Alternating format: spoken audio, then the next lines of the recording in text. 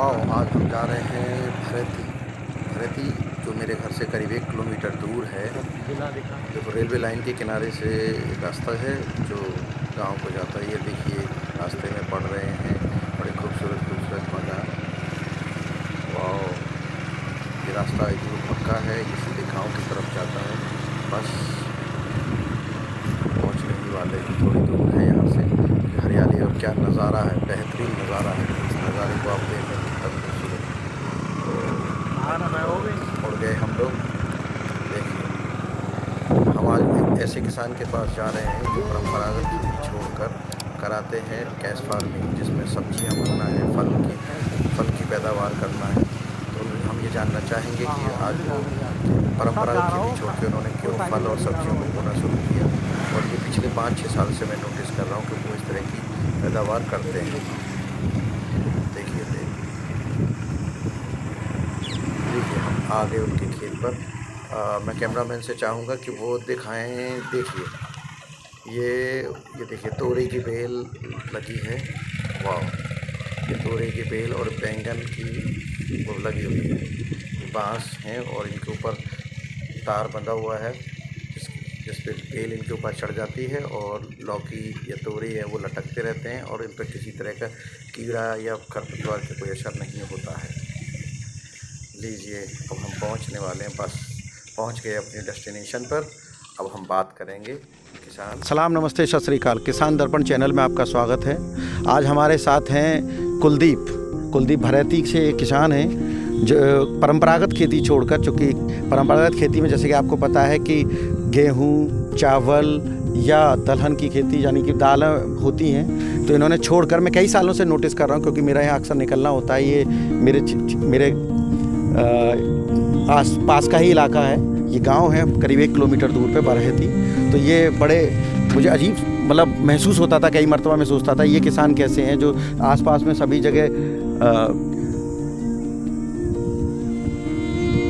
खेती हो रही है जिसमें कि गेहूँ, चावल, धान इस तरह की चीज़ें उगाई जा रही हैं, परंतु यहाँ मैं नोटिस कर रहा था कि ये फल उगाते हैं जैसे तरबूज है, खरबूज है, खीरा है और सब्जियों में तोरई है, लौकी है, भिंडी है, टमाटर है, करेला है और इस तरह की सब्जियां ये उगाते हैं, यानी कि पूरे साल से साल ये सब्जियां उगाते हैं। तो मुझे बस ये जानना था कि परंपरागत खेती छोड़कर इन्होंने आखिर इस खेती को क्यों अपनाया, इन्हें क्या फ़ायदा लगा, क्यों ये अपनाना नहीं चाहिए, हर किसान को ऐसा क्यों करना चाहिए कि कुछ हिस्से में अपनी खेती मतलब परंपरागत खेती छोड़कर के इस तरह की कैश फार्मिंग करनी चाहिए, जिसे नगद खेती भी कहते हैं, जैसे कि रोज़ कुछ ना कुछ हमें मिलना रहे, मतलब नकदी के रूप में मिलता रहे। तो मैं जानना चाहूँगा, आज हमारे साथ हैं किसान कुलदीप। तो कुलदीप, मैं जानना चाह रहा हूँ आपकी एजुकेशन कहाँ तक होगी? सर डिप्लोमा किया। डिप्लोमा किस स्ट्रीम में है? जी, इलेक्ट्रॉनिक्स में डिप्लोमा किया है साहब। समझ सकते हैं कि इलेक्ट्रॉनिक्स में डिप्लोमा और किसान मतलब एक बिल्कुल अलग चीज़ है। तो अभी मेरे हिसाब से आप जॉब तो करते हैं या फिलहाल जॉब करते हैं? तो अभी क्या लॉकडाउन की वजह से घर पे हैं? लॉकडाउन की वजह से घर पे हैं। लॉकडाउन की वजह से घर पे हैं। तो जॉब कहाँ? जब भी टाइम मिलता है पिताजी की हेल्प कराते हैं। पिताजी अगर जब समय मिलता है तो ये पिताजी की हेल्प अवश्य कराते हैं। वैसे जॉब कहाँ कर रहे हैं? ओप्पो मोबाइल कंपनी में जॉब कर रहे हैं। समझ रहे, फ़ोन भी, ये वीडियो भी ओप्पो से ही बन रहा है, ये मैं आपको बता देना चाहता हूँ। चलिए ठीक है, एक बात तो ये हुई। दूसरी बात मैं जानना चाह रहा था भाई कि ये जो अभी हम जो खेती देख रहे हैं, जैसा मैंने बताया आप कैश फार्मिंग कर रहे हैं, क्योंकि परंपरागत खेती की मैं बात अभी यहाँ नहीं करूँगा क्योंकि परंपरागत खेती के बारे में बहुत लंबी बात हो जाएगी और वो किसी और टाइम पे बात करेंगे। तो मैं जानना चाह रहा था कि आपने कितने एकड़ में या कितने एरिया में ये बो रखा है? सर मुझे 3 बीघा बो रखा है, इसको एकड़ में बोलते हैं। 1 एकड़ यानी कि 3 बीघा 1 एकड़ में इन्होंने ये कर रखा है। इसे सब्जी ही बोलेंगे? सब्जी बोलेंगे। अच्छा, इन्होंने सब्जी किया है और सब्जी में अभी चूँकि महीना जून का चल रहा है तो मैं ये पूछना चाहता था कि जून महीने में किस तरह की सब्जियां लगती हैं? लौकी हुई, तोरई हुई, भिंडी हुई। लौकी, तोरई, भिंडी। अपने पास कौन सी खेती हो रही है इस समय? लौकी और तोरई हो रही सर। लौकी और तोरई हो रही, भिंडी नहीं की है आपने? भिंडी नहीं की। अच्छा, मैं ये पूछ रहा था कि अभी कुछ दिन पहले मई महीने में बारिश हुई थी आकस्मिक रूप से, तो उस समय कौन सी खेती लगी हुई थी? सर खरबूज तरबूज थे, टमाटर थे। खरबूज, तरबूज और टमाटर थे।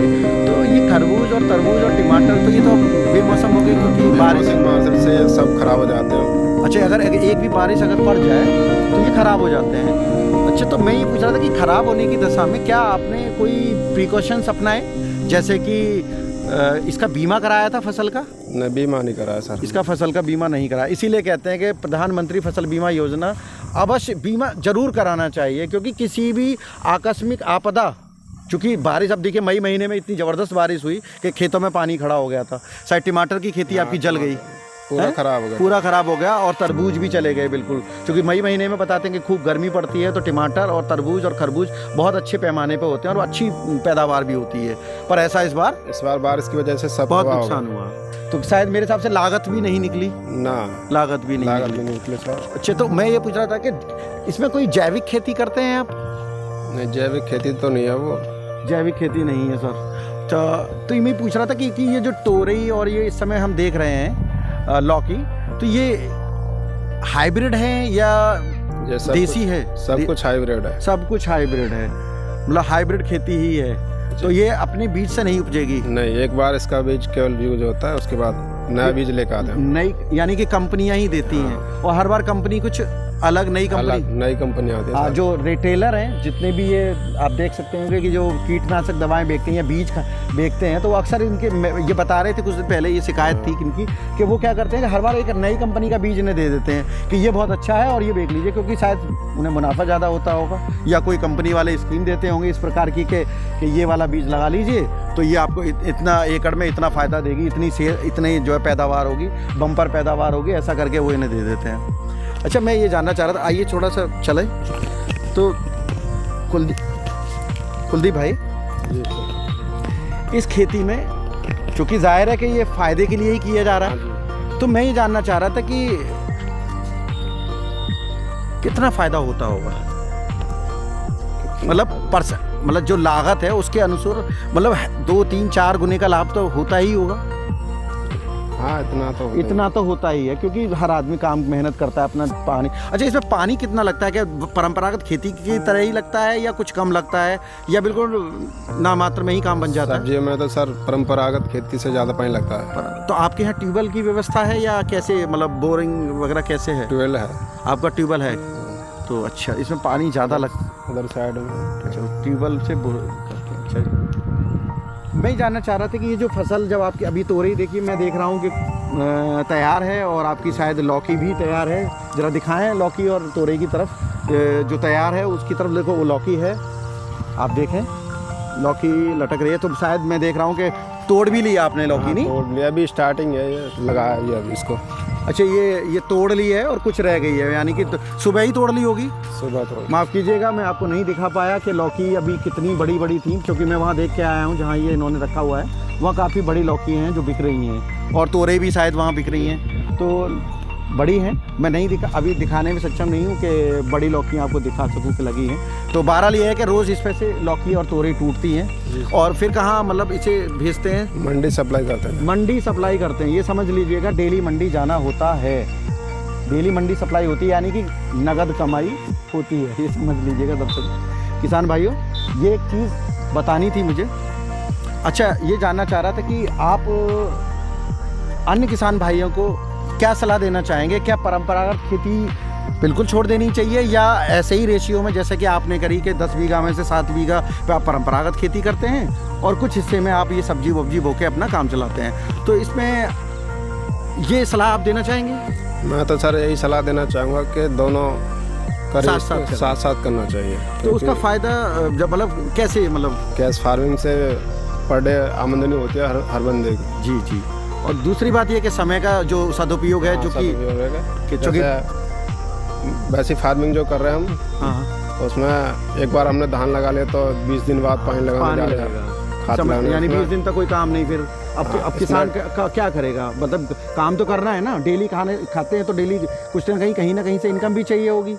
तो वो ये है कि यहाँ पे सब्जी बोलो, उधर तुम अपना परंपरागत खेती, यानी धान, गेहूँ, चावल, जो भी आपको मन करे, दाल वाल जितना भी, या सरसों, या जो भी आप बोना चाहें वो बोलो।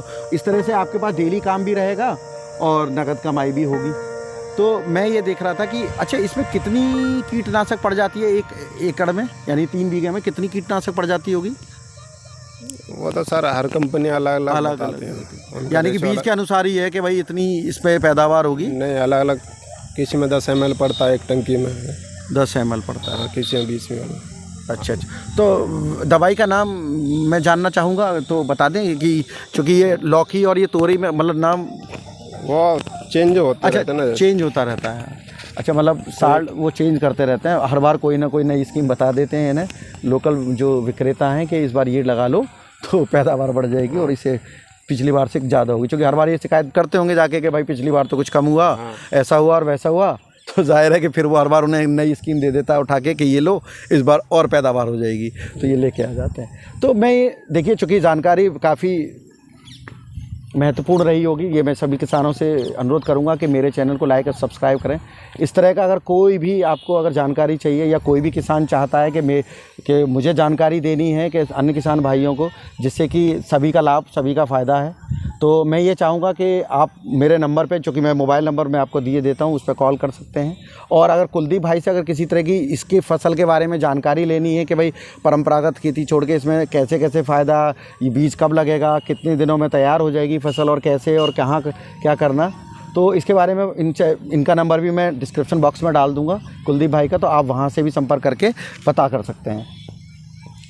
तो धन्यवाद कुलदीप भाई, आपसे बात करके बहुत अच्छा लगा और आप शुभकामनाएं हैं मेरी आपके साथ कि आप और अच्छा करें।